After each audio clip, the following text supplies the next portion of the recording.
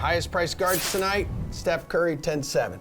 Fred VanVleet, 9-6. VanVleet has put up over 50 DK fantasy points in 7 of his last 8 games, so chase or fade.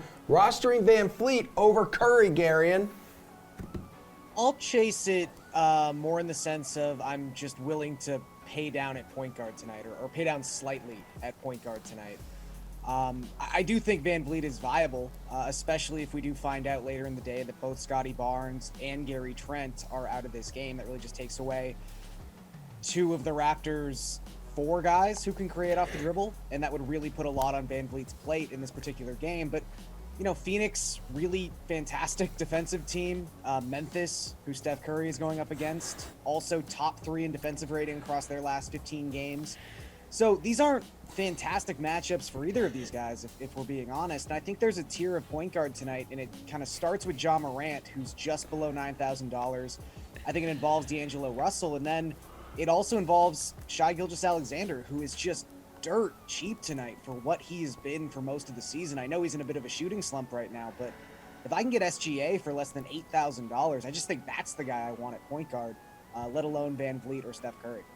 Nick, Curry, 10-7, or VanVleet at 9-6? If it's one or the other, I'm going VanVleet. I mean, Stephen Curry, cautiously, you never really want to pick against Stephen Curry, but we're now 21 games in to a streak where Steph Curry is shooting under 40%, dating all the way back to Thanksgiving. So, you know, he sprinkled in some big performances in there. He had that 46-point game against Memphis just before Christmas. He's had plenty of 30-point games. But on the whole, you know, it's kind of been a slow come down from that super fast start that we saw from Steph Curry. So he hasn't quite been the same guy over these last 4 or 5 weeks that he was over the first 4 or 5 weeks of the season. And meanwhile, like you said, you know, in the intro to the question, I mean, VanVleet's been over 50 DraftKings points in 7 of his last 8. The Raptors could be without 2 starters, including a fairly high usage player in Gary Trent. So I think things line up pretty well for VanVleet here. But I mean, like Garion said, SGA is another name to be that jumped out. I mean, he's almost $2,000 cheaper than he was like 6 games ago on DraftKings. So, yeah, obviously there's a reason for that. The performance hasn't been great, but I think you're getting a pretty big discount on SGA tonight.